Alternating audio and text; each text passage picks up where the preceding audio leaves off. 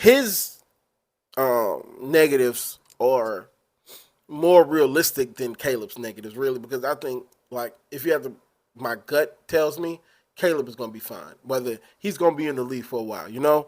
So Michael Penix though is very concerning to me. Two ACL tears, a shoulder clavicle fracture, and an AC joint separation. Ew. You know what I mean? These are major. These are major concerns. These are major concerns. Also, he's a little older, so you don't want to send him. So it's like wherever he goes, he has to play right then and there, right? So, fifth year senior, 6'3", 218 pounds. Obviously that tells you why he was a fifth year senior. He had 3 season-ending injuries. He had 3 season-ending injuries, but does that change his perception, right?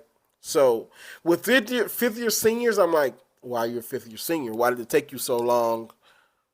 Why did it take you so long? You know what I mean? So that's a negative there.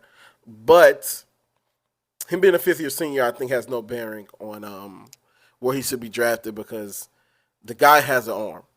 Every throw that I saw looked exactly the same, whether he was off platform, whether he was running this way and this way, this way. And he's a better athlete than people give him credit for, which is why he ran the 40. He looked really good in his pro day, just showing people that he's an athlete. But the injury concerns are always going to haunt him, just like it did Deshaun, which is why I think Deshaun Watson dropped in the draft, until he proves that the injury concerns are not a big deal. So 96 touchdowns, 34 interceptions, threw for over 13,000 yards in college. He's not the most mobile guy, but he can move. He's a more mobile.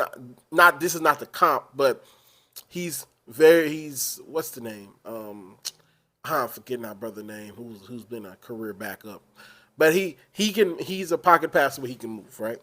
So his NFL comp is Tua. Now, when I saw Tua, I was like, why is he Tua? Probably because the injury concerns and because he's left-handed. Really no other reason as to why he's being compared to Tua, right? Because I think he's a little more pro-ready than Tua is. And I think Michael is a little more talented than Tua is. You put Michael in a situation, which is why I think he's going to go. Well, nah. I don't know. If he goes to Washington, I don't think that would be a good decision for them. I think Washington's to take the other guy. We'll talk about a little later. But Michael Penix needs to go to a place that's already ready for him. Now, I don't know what that is. I haven't looked at the draft boards. I don't even have a mock for the quarterbacks yet. But he needs to go to a place where he can be successful. Well, you can say that about anybody. But he needs to go to a place where they're ready to win. I think New England will be a good place for him, even though there's not much talent there. But I think under that New England structure, I think he could be successful.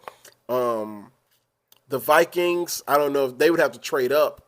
I think he could go to the Vikings and pair up with Justin Jeffries. That would be crazy, considering they need a quarterback now. But I think they would have to trade up.